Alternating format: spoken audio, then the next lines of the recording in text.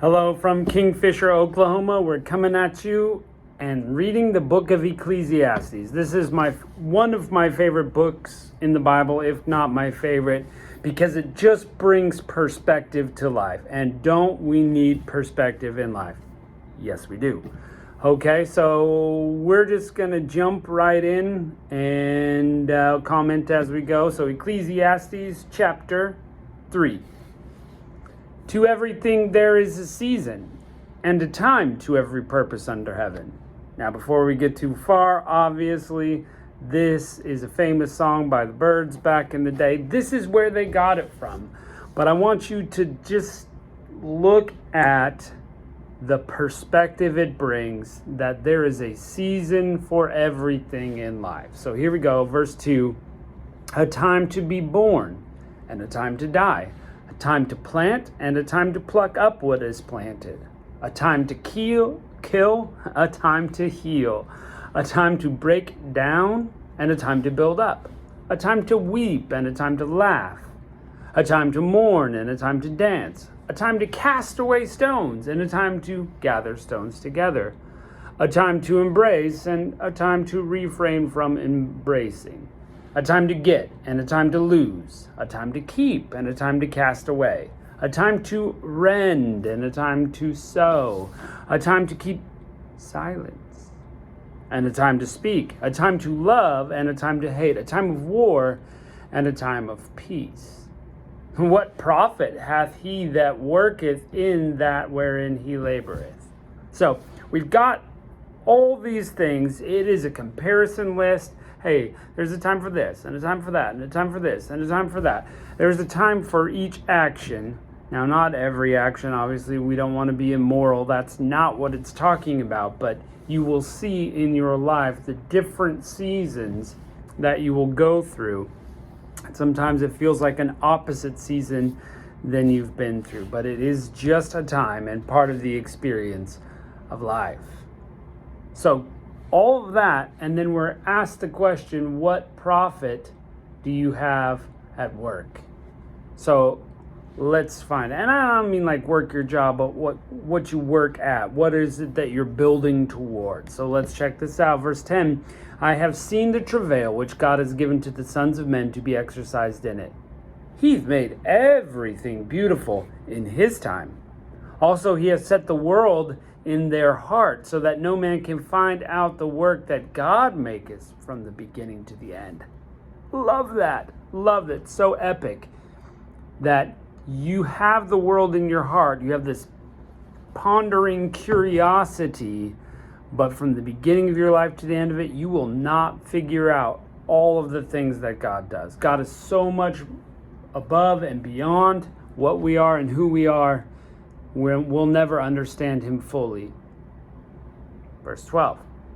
I know that there is no good in them, but for man to rejoice and to do good in his life. That's the point, right? Work, eat, drink, enjoy it. So there's no good in life except that you would rejoice and do the good works that God has set in front of you. Super important. Super important because that gives some purpose. Verse 13, and also that every man should eat and drink and enjoy the good of all his labor. It is the gift of God. I know that whatsoever God doeth, it shall be done forever. Nothing can be put to it, nor anything taken away from it. And God doeth it, that men should fear before him. All the works of God are so that we fear him. And fear is in respect, treat in the right place, keep holy. That's which has been now, and that which is to be hath already been, and God requireth that which is past. Moreover, I saw under the sun the place of judgment, that wickedness was there, and the place of righteousness, that iniquity was there. Oh. You got this duality there. Even in the place of righteousness from us is still sin. We're not perfect. I said in my heart, God shall judge the righteous and the wicked, for there is a time there for every purpose and for every work. I said in my heart concerning the estate of the sons of men, that God might manifest them, and that they might see that they themselves are beasts. For that which befalleth the sons of men befalleth beasts. Even one thing befalleth them, as the one dieth, so the other dieth. So that's the end of all beings, is we die. Yea, they all have one breast, so that man hath no preeminence over beast, for all is vanity. All go to one place, the grave. All are dust, and all turn to dust again. Who knoweth the spirit of man go upward, and the spirit of beast go downward to the earth? Wherefore I perceive that there is nothing better that a man should rejoice in his own works, for this is his portion. For who shall bring him to see what shall be seen after him? Okay, so now we're getting into philosophy. It's like we don't know really what happens after the grave.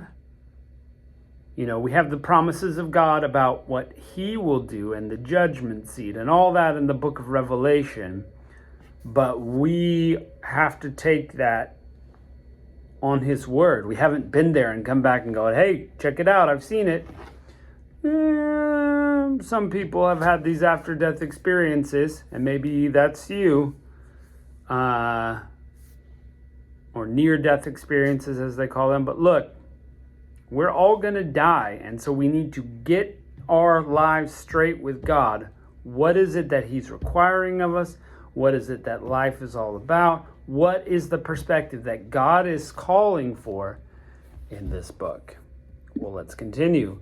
Ecclesiastes 4. So I returned and considered all the oppressions that are done under the sun. Behold, the tears of such as were oppressed, and they had no comforter.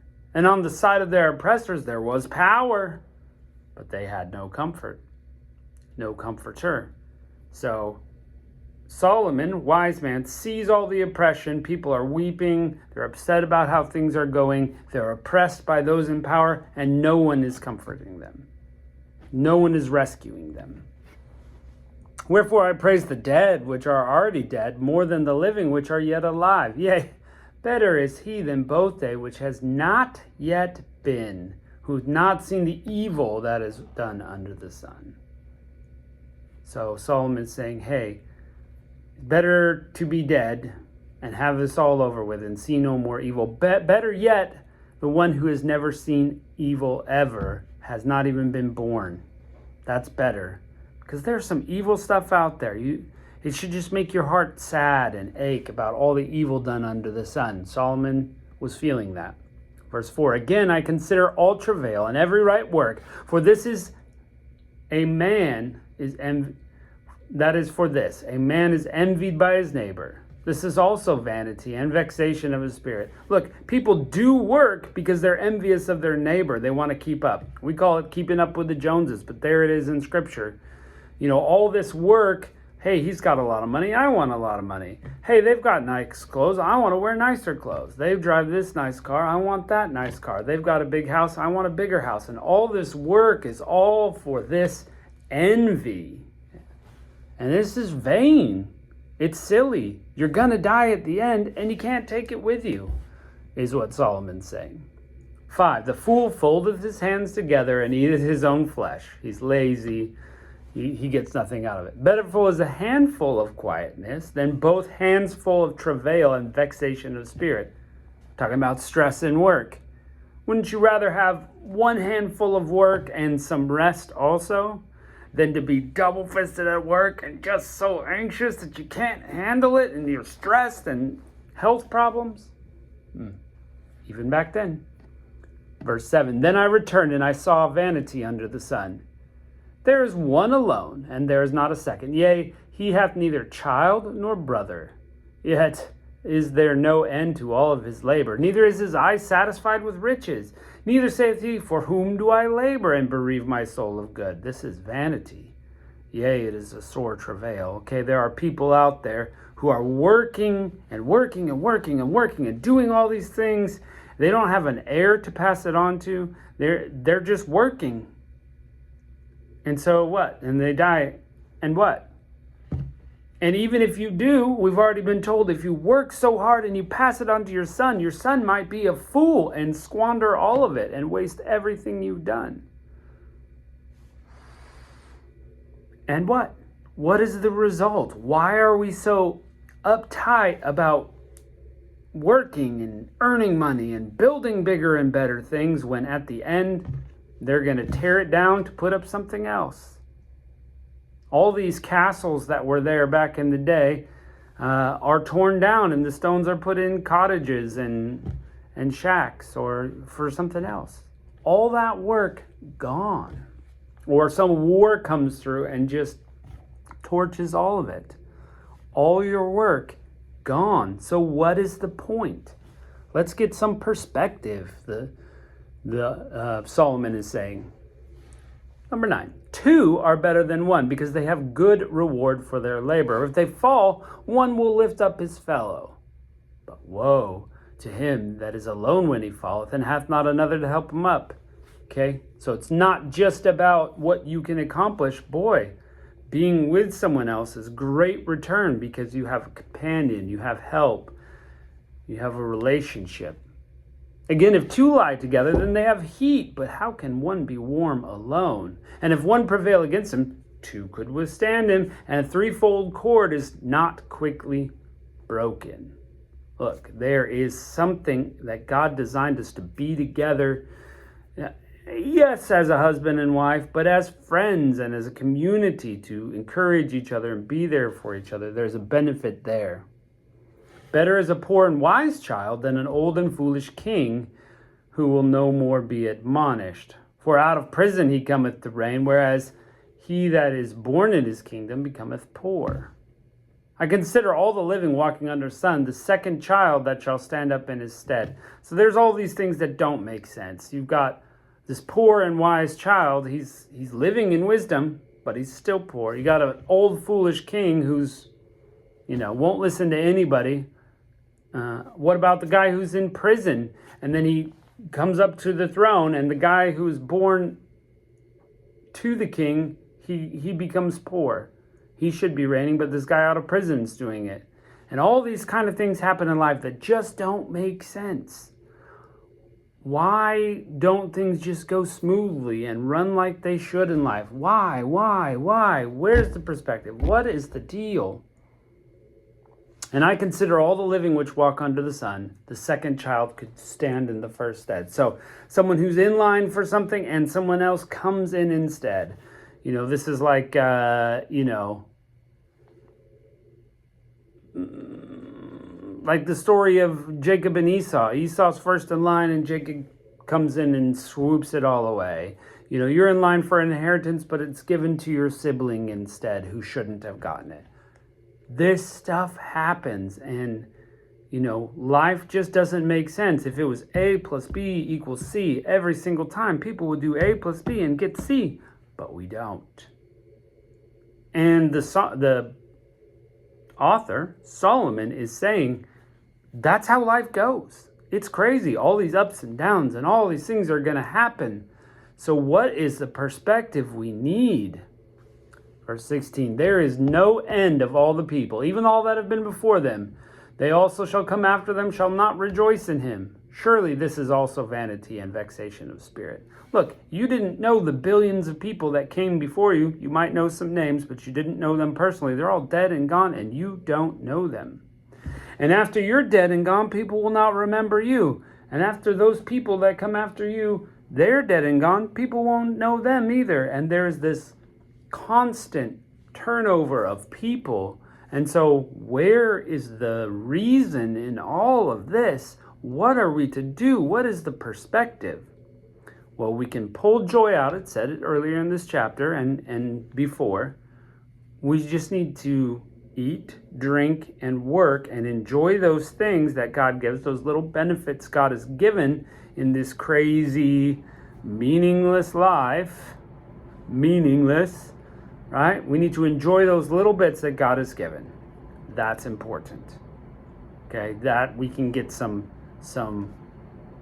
nominal joy out of, some proximate meaning to our life. There's little enjoyment here. But the deeper perspective is that there is a life after this one, and that has all the meaning. That gives this crazy life meaning. When we're in line for a promotion and someone else gets it, we need to remember that it's not the end of the world. We have this deeper eternal life through Jesus Christ that we can have, and that is far better than anything this life has to offer. It's all going to go away. Your work is going to be gone someday. This whole globe is going to be gone someday, and there's going to be a new earth. But if you're not there, you missed it. The perspective is gone. You missed it. Only Jesus Christ and the things eternal of God are the things that will last. Everything else is going to go. And that's the perspective this book is bringing through various ways of saying it, but that's the perspective. So, thanks for joining us. We're going to plunge deeper into this book another time. So, thanks for joining us, and we'll catch you next time.